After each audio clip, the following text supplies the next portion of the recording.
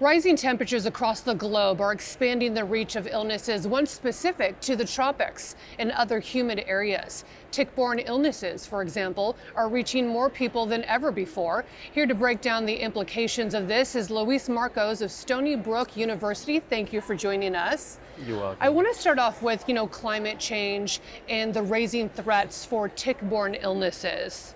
Sure. So climate change has started not just last year, has been started the last 30 years or so, and we are seeing more and more ticks in our environments that we never seen before. Just for example, the Lone Star tick has migrated from Texas to New York or the Northeast, bringing new diseases, and doctors must be aware of those. Now, the impacts for people on a day-to-day, its long-term effects with, for example, Lyme disease. What can people do? Yeah, so Lyme disease is a very difficult disease to understand because we really don't know why people get long-term symptoms.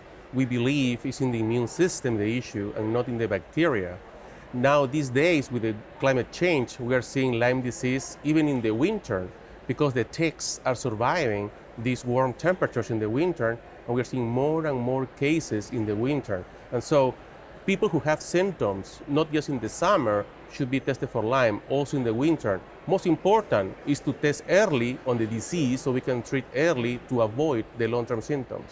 Oh, that's a good piece of information to know. What's so fascinating about many of the things that you do is you also lead a research trip with medical students to Peru each year. What comes out of that? Tell me more about the work. Sure. This is very important work for North America. The most important thing is that we are trying to envision that in the future we must educate medical students about the emerging infectious diseases that are going to come given these climate changes. For example, Zika virus came to the United States the last 5 years, as well as dengue and other mosquito-borne diseases.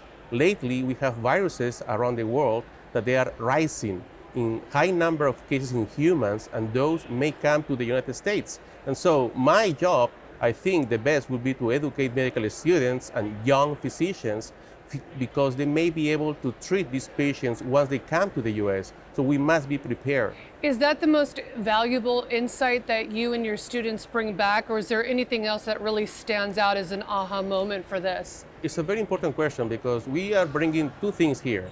One is medical education for our students, residents, and fellows, but also we are bringing back to them also education, and we give them lectures about what we're seeing here, because global health is the whole planet.